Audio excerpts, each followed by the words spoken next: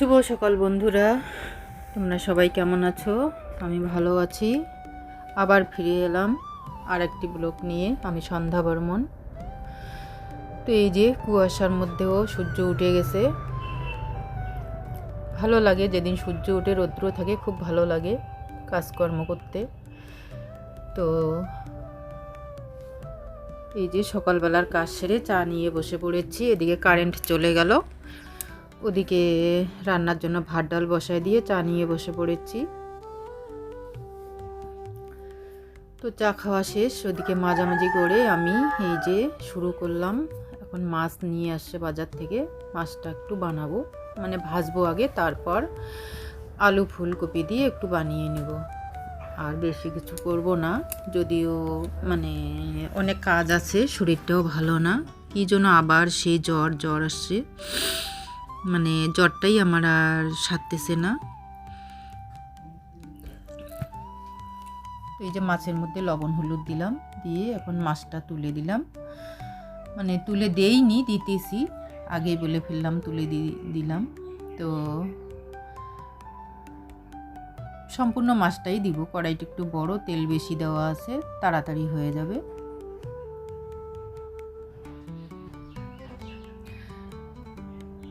আর আমার এখানে নেটের এতটাই সমস্যা ঘরে যে আমার তো ওয়াইফাই নেই, ভিডিও দিতে আমার অনেকটা লেট হয় মানে ঠিক টাইমে আমি দেই, কখনো পৌঁছায় 8টায়, কখনো পৌঁছায় 12টায়, কখনো রাত্রি 1টাও পৌঁছায়, এরকম নেটের সমস্যা আমার। তো টাইম টু টাইম ভিডিও পৌঁছাইতেছে না আমার, হয়তো ভিডিওটা মানে পৌঁছানোর অনেকটা সময় লাগে, পরের দিনও সেটাকে আমি ব্যাক করে আবার ফেরত দিই ভিডিওটা।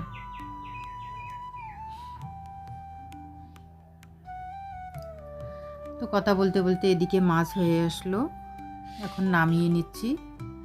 দেখি তাড়াতাড়ি এটা মানে ফুলকপিটা একটু বানিয়ে নিব।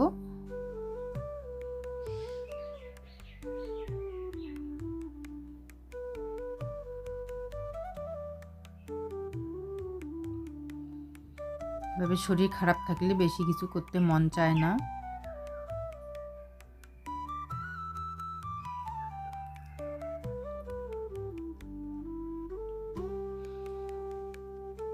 মানে এমনভাবে তেল ছিটকে পড়েছে আমার গায়ে, প্রায় এরকম হয়, হাতে মুখে গায়ে এভাবে তেল ছিটকে পড়ে।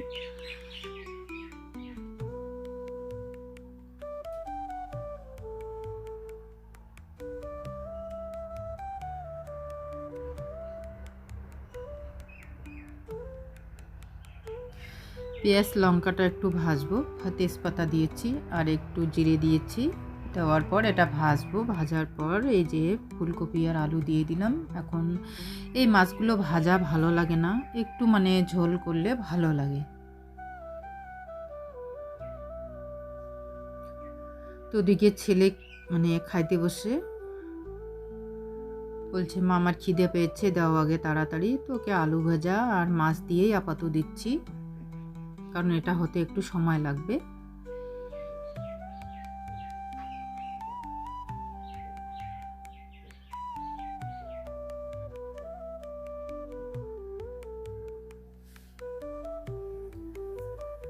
এখন একটু হলুদটা, যেহেতু ফুলকপি আছে, ফুলকপি থাকলেই আমি হলুদটা একটু জল দিয়েই দিই।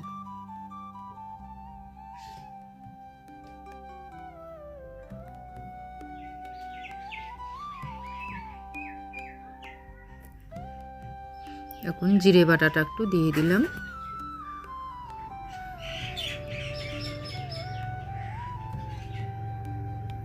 মাছের এরকম জিরে বাটা দিয়ে হালকা ঝোল, গরম গরম ভাত খুব ভালো লাগে।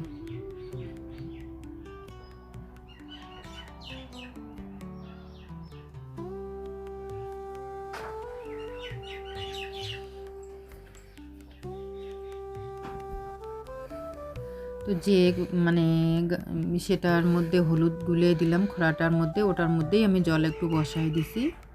তো গরম জল দিয়েছি, বেশি সময় লাগবে না। এরপর আমি মাছটা দিয়ে দিব, মাছটা দিয়ে একটু পরে আমি নামিয়ে নেব।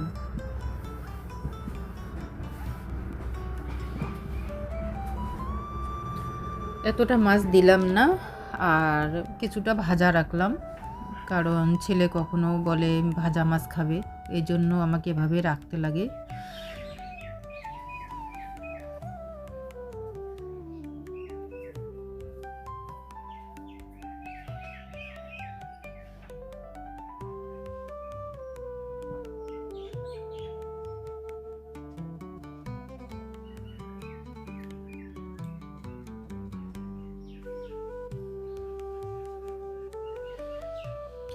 সারাদিনে এভাবে ব্যস্ত, মানে কাজের মধ্যে ব্যস্ত থাকার পরেও এভাবে মানে তাড়াহুড়ো রান্না, ওদিকে সব কাজ সামলাতে লাগে। তো এই যে আমি এখন নামিয়ে নিলাম ওদেরকেও, মানে ওর বাবা, ছেলের বাবা, মানে আমার বর, আমি সবাই মিলে একটু খাবো। খাওয়ার পর আমি আর একটা কাজ করব, পরে ওরা যদিও আবার খাবে। এখন একটু আলু ভাজা মানে মাছ ভাজাই খেয়ে নিল। তো এটা দিয়ে পরে আবার খাবে, স্নান করবে। আগে স্নান করেনি ওরা। তো আমি তারপর এখন একটু চাল ঝাড়বো। ওই যে ধানটা শুকিয়ে নিয়েছিলাম, ওই ধানটার চালটা মানে করে নিয়ে আসছে মেশিনে। তো এটা এখন একটু ঝাড়বো। আমি সম্পূর্ণটা যদিও ঝাড়বো না, যতটা প্রয়োজন ততটাই আর কি ঝাড়বো।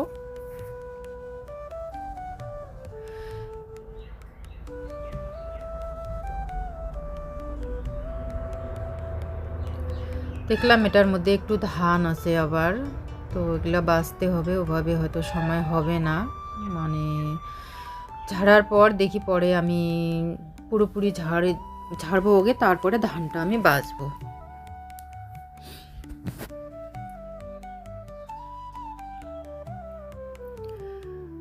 পৌষ পার্বণের পিঠের জন্য এগুলার থেকে একটু মানে আর কি মেশিনে গুঁড়ো করে নিয়ে আসবো। আমাদের উনুন গান নাই, মেশিনেই হয়। তো মেশিনের পিঠেটা যদিও ভালো লাগে না, উনুন গানে যেটা বানা হয় এটা আর কি খুব ভালো লাগে। পিঠেটা ভালো হয়, কিন্তু মেশিনের গুঁড়োটা ভালো হয় না। দেখি অল্প একটু ভাঙায় নিয়ে আসবে, গুঁড়ো করে নিয়ে আসবে।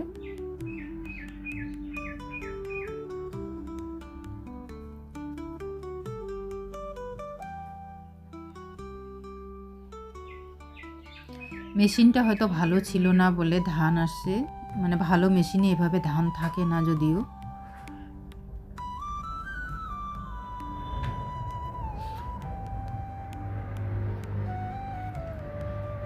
জানি না জ্বর শরীর নিয়ে পিঠে কি করব না করব, তবুও একটু গুঁড়ো করে আনে রাখবো। বাচ্চারা তো ঝামেলা করবেই, একটু ওদের বানায় দিতে হবে, বেশি কিছু হয়তো বানাতে পারবো না।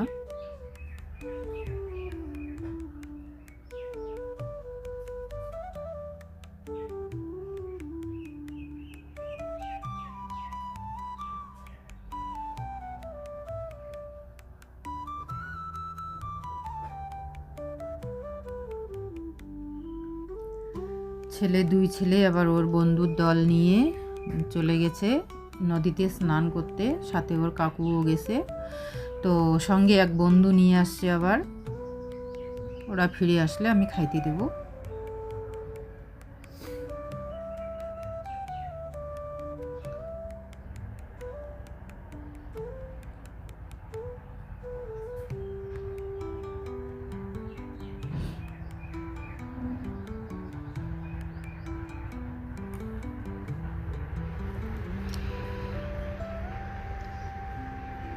একদম কুলোটা গোল গোল করে ঘুরে নিচ্ছি, কেননা ওভাবে ঘুরালে পরে ধানটা উপরে একদম ভাসবে, তখন মানে ধানটা তুলতে সময় লাগে না, ভালো লাগে।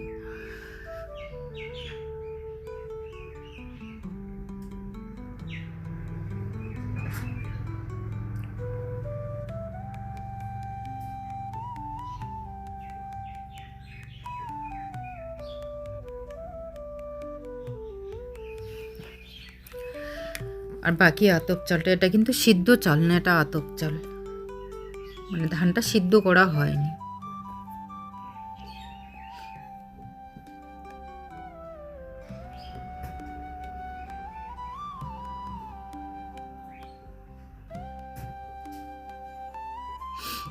বরমশাইকে বললাম যে এটা হবে কি না, বললো হবে, তোমার উপর নির্ভর করবে তুমি কতটা কি করবা।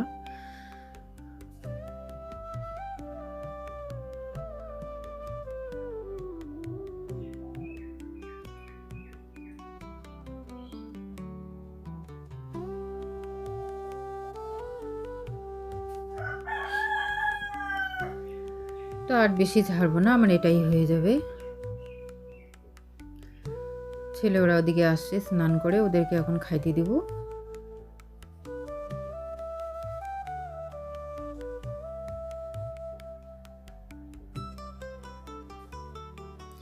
এরপরে ছেলের টিউশন আছে, ও খাওয়া দাওয়া করবে, খাওয়া দাওয়া করে একটু রেস্ট নিয়ে ও আবার টিউশনে যাবে।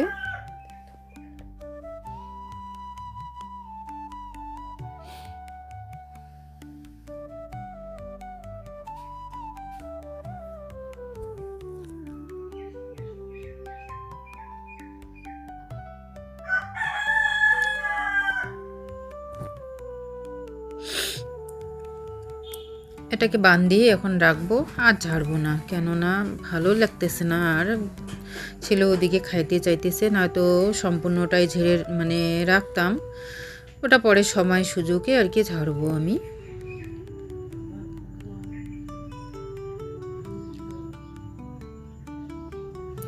এতগুলো যদিও দিব না, কম দিব আমি চাল ভাঙাতে। তো এই যে এখন হাত পা ধুয়ে নিয়ে ওগুলো পরিষ্কার করে আমি, ওই ছেলের বন্ধু 2 ছেলে, এদিকে ওর বাবা বসে পড়েছে, কারণ আমি তো আগেই একটু খেয়েছি, আর খাবো না। তো ওদিকে কাজ সেরে সন্ধ্যাবেলায় ওর বাবা বাজারে গেছে, বলল হাতে টাকা কম আছে, কি খরচ করব। তা আমি বললাম তোমার টাকার উপর নির্ভর, তুমি যা আনবে তাই। তো দেখি এখন এদিকে ব্যাগ ভর্তি খরচ নিয়ে আসছে, কি কি নিয়ে আসলো। তো গুড় নিয়ে আসছে, তেল নিয়ে আসছে, তিল, এরপর চা পাতা, সরিষার তেল মানে সাদা তেল, আর প্যাকেটে যে কি নিয়েছে এটা বুঝে উঠতে পারলাম না, এটা এখন খুলে দেখবো আমি। ও গুড় নিয়েছে,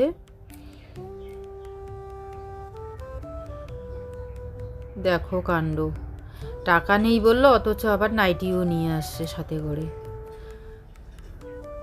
আমি বললাম এই নাইটিগুলো নেব না, কালারটা যদিও ভালো লাগতেছে আমার, তো পছন্দ করে নিয়ে আসছে যখন ফেরত দেবো না, আমি এটাই বলবো। বন্ধুরা, ভিডিওটি ভালো লাগলে কমেন্টে জানিয়ে দেবেন, আর একটা ছোট্ট করে লাইক করবেন, আর একটা সাবস্ক্রাইব করে দেবেন। সবাই সুস্থ থাকবেন, ভালো থাকবেন, দেখা হবে পরের একটি ব্লগে।